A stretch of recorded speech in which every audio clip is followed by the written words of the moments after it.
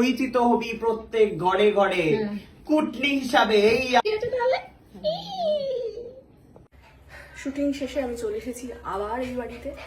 তো আমি ভাইয়ের জন্য একটা চকলেট এনেছি, তো চকলেটটা দেবো, দেখা যাবে ঘরে কি করছে। যে দরজা বন্ধ করে আছে, আমি এখানে একটু খাও খাও খাও খাও করছে, তারা ঢুকে দেখি কি করছে।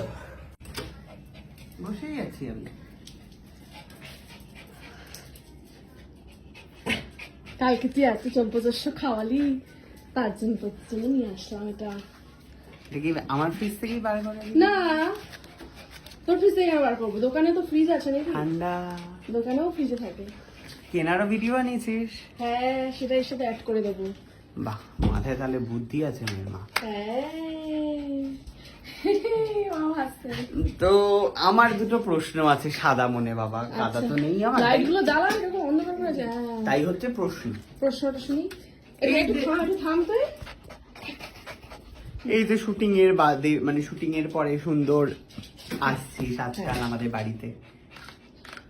তোর বাড়ি বাবা বলেছি? আমাদের বাড়ি বলেছি, মানে আমাদের বাড়ি বলেছি। হ্যাঁ, তো আমাদের বাড়িতে আমি আসবো না কেন? মানে প্রশ্ন হতে পারে না। না, এইখানে শুটিং বলে আজকাল খুবই আসছি। হ্যাঁ, কাছে হয়, যাতায়াতের মধ্যে পড়ে। ও, আর কোনো কারণ নেই? দূরে হলে তো ওই টাইমটা পেতাম না আমি। ও, তা আমার জামাটা পরে ভালোই লাগছে তোকে দেখে। না, এটা তোর জামা না, এটা আমার জামা, যেটা তুই দিয়েছিস। হ্যাঁ হ্যাঁ, এটাই বারবার মানে যতবার এটা পরবো তুই মনে করাবি এটা, তাই তো? ওই তোর আংটিটা কই, যেটা আমি দিয়েছি? আংটি শাশুড়ি মার হাতে, আংটি এই যে শাশুড়ি মার হাতে। আংটি নিয়ে আমাকে আর খোটা দেওয়া যাবে না, আংটি শাশুড়ি মা ছিনতাই করে নিয়েছে। সে আমি জানি না, আমি তোমায় দিয়েছি, তোমার কথাই বলবো আমি। তুমি এবার তারপর কাকে দিয়েছো? এই ধর এই জামা আমি পরার পর কাউকে আমি দিয়ে দিতেই পারি। তার মানে তুই দিয়ে দিবি আমার রোজগার করা টাকায় কেনা? তুই তো আমার রোজগার করা টাকায় কেনাটাও দিয়ে দিলি। আরে তো বাড়িরই একজনকে দিয়েছি। তাহলে আমার তুই দে, দাদাকে পড়তে দে। আমার তো ওটা তোকে পড়তে দেবো। আমি তো পড়বো না।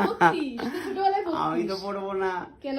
দাদা ভাইকে দাও না, তো দাদা ভাই যাতে ফিট হবে না, তোরটা হতে কি পারে। বলছিস? দাদা ভাই আমি যদি দেখিয়ে দিই ফিট হবে, তাহলে দাদা ভাইকে পড়িয়ে দিবি তো? হ্যাঁ। আমি বলছি ফিট হবে না, হবে না। এই হ্যাঁ, তো দাদা ভাইকে পরিয়ে তুলবো। তো দর্শক কি বলছো, এটা এই জামাটা কাকে পরাবো? দাদা নিউজ অ্যাঙ্কারের কি অবস্থা! এই না না না, পড়ানো যাবে না। বউয়ের অত্যাচারে এখন শুধু মেয়েদের জামাও পড়তে হবে। ভাইও দুজনের আমার দাদাটাকে এভাবে টর্চার করিস না রে সুস্মিতা। তুই কুটনি কুটনি, জন্ম কুটনি। নাকের ওখানে একটা কিছু কি তুই হচ্ছে জন্ম কুটনি, বুঝেছিস? তোকে আর কেউ কোনোদিনও বলেনি না কুটনি?